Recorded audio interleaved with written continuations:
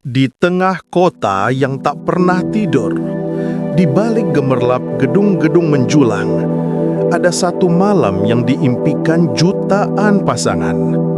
Malam di mana cinta dirayakan dengan segala kemewahan, lampu kristal, bunga segar, gaul tuki berkilau, dan ratusan pasang mata yang menyaksikan. Tapi, apa jadinya ketika malam itu berakhir? Saat sorot kamera padam, tamu-tamu pulang dan lampu gedung akhirnya dimatikan. Di sanalah kenyataan menunggu.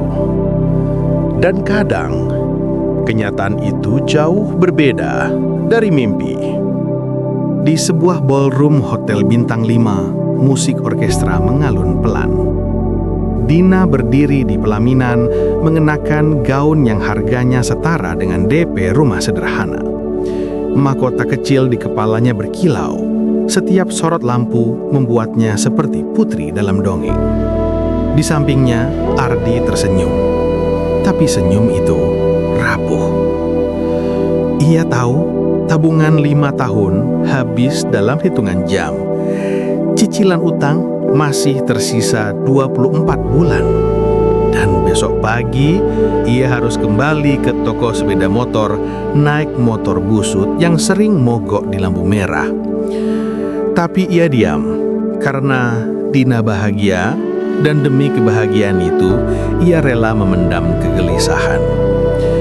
Sahabatnya Luna berbisik, "Kamu pasti di awang-awang ya?" Dina menjawab, Iya, aku pengen semua orang lihat kami sukses.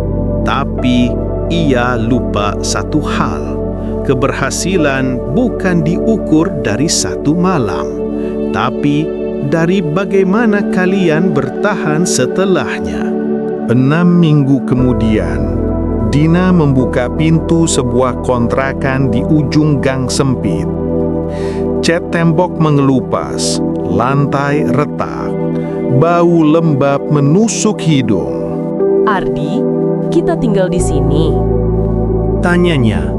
Ardi mengangguk, keringat membasahi kaosnya. Ini yang paling terjangkau. Dina menatap sekeliling.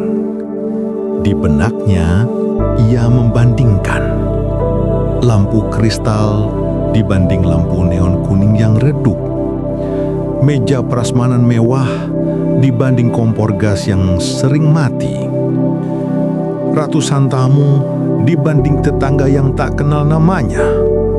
Malam itu, ia duduk di tikar tipis, memeluk lutut. Air matanya jatuh diam-diam. Bukan karena miskin, tapi karena ia malu.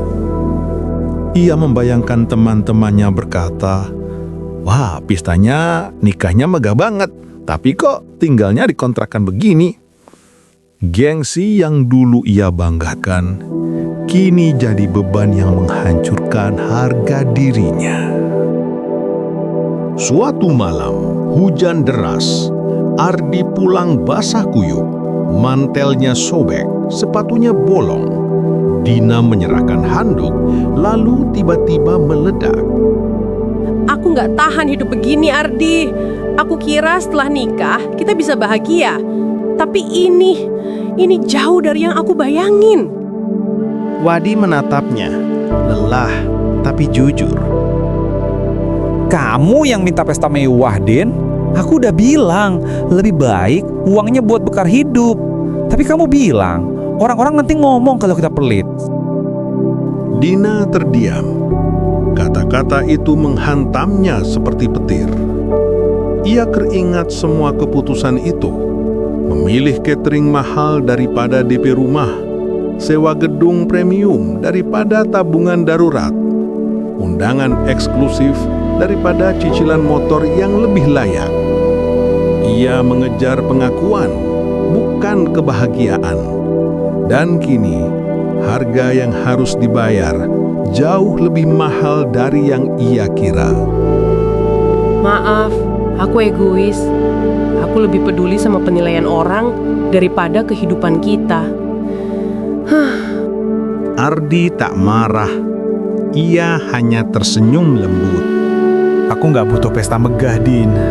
Aku cuma butuh kamu yang mau susah bareng, senang bareng, dan gak lari pas hidup ngasih ujian. Hari-hari berikutnya, Dina mulai belajar memasak dengan bahan seadanya, menjahit baju lama agar bisa dipakai lagi, tersenyum pada tetangga meski dulu gengsinya menolak. Dan 3 tahun kemudian, di kontrakan kecil itu, mereka duduk bersama putri kecil mereka, Nisa. Makan nasi putih dengan tempe goreng. Tertawa kecil saat Nisa tumpahkan kuah. Dina menatap Ardi lalu berbisik. Dulu aku kira cinta itu butuh kemewahan. Ternyata cinta itu butuh keberanian untuk tetap saling memilih, meski hidup nggak semewah yang kita impikan. Ardi menggenggam tangannya. Dan ternyata kontrakan kecil ini jadi istana paling nyaman di dunia.